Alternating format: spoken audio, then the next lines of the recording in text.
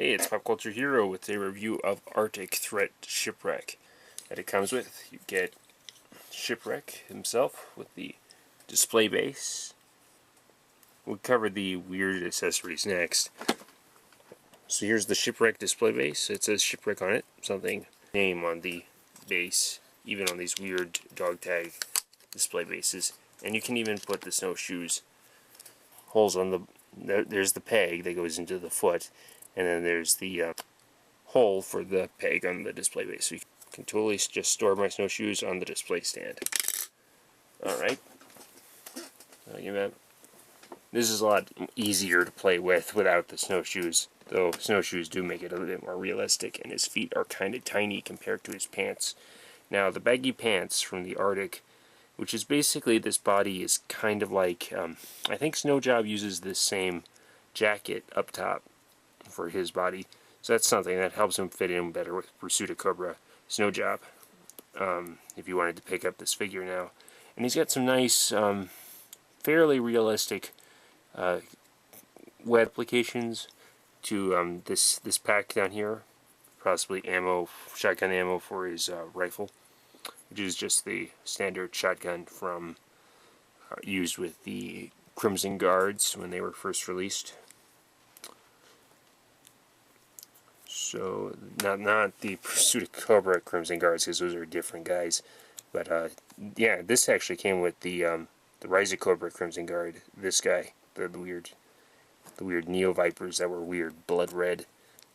And I think it's a really cool key-hauling kind of accessory for Shipwreck. And you can even go double-handed with it. Take the shotgun out, because, well, it's a cool, that fits him too with his nautical gear. This is the same head sculpt as Rise of Cobra Shipwreck. It's supposed to have snow weathering detail, and it's kind of there, but it's not nearly. And it's on his beard, definitely. I guess that's where they focused on his Shipwreck. On the Snowcat, he is a slightly different shade than the Snowcats, or I should say Arctic Wolf's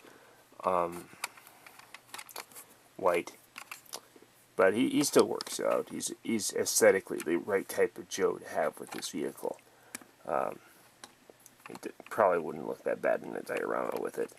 This definitely seems like classic Joe to me to have this. This is kind of lazy weathering back here with all the snow on this backpack. I don't like this backpack.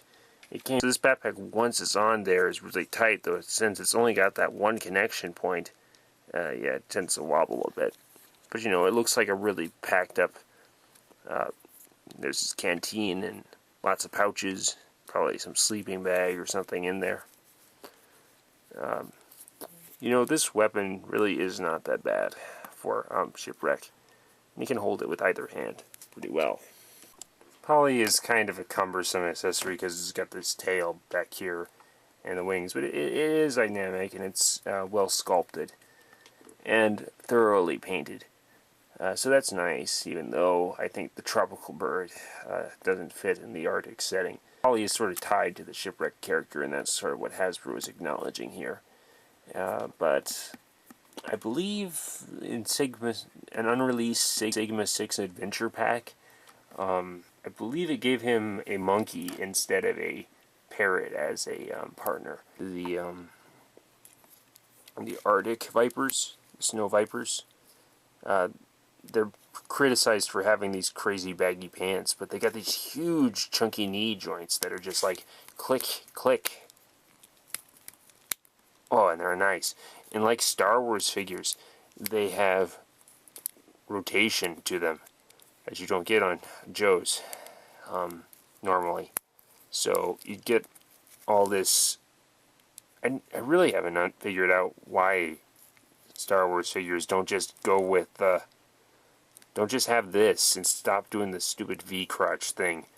But, hey, the Star Wars figures, they do this now. And I guess this is so that, and really all you really gain from it is like, if Snowjob was going to go snowboarding or something, then he'd be able to pull off snowboarder poses. But, yeah, I just really haven't found a use for it getting the knees to do that.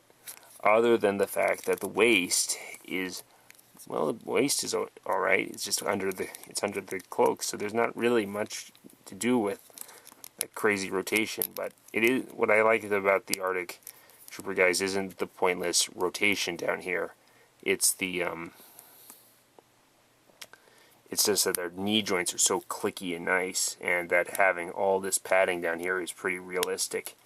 That's the thing about Shipwreck. His accessories are not crazy fun, like most figures from like the figures in Pursuit of Cobra are, but he does whatever is necessary to fill out the figure's price point. This hook really does it for me, more so than the rifle kind. So arm articulation is crazy standard. I mean, it's just G.I. Joe articulation on the arms, the modern stuff, all of it. It's good. Legs are great because, you know, that's top quality, above and beyond regular Joe articulation on the legs. And the head is kind of restricted by this piece, but otherwise it's okay. So here's the accessory. It's one of those oversized missile launchers, but he's got so many accessories already that provide him with enough to make him a solid display piece. You can ignore this, but at least it's done up in nice silver and is thematically a harpoon, essentially. So cool.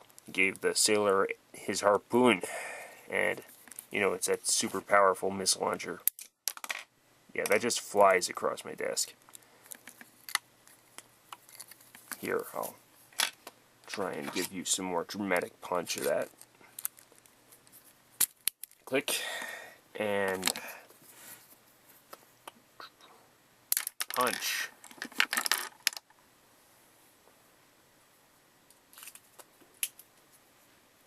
Punch. Okay.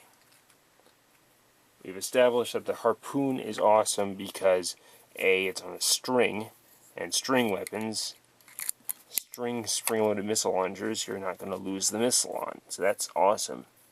And you get to use all that power. And it's done up in a nice silver. It's a harpoon. It's thematic to Shipwreck. And you can pretty much hold it if he needs to. If you're crazy enough to display your Shipwreck with this harpoon, you won't be disappointed.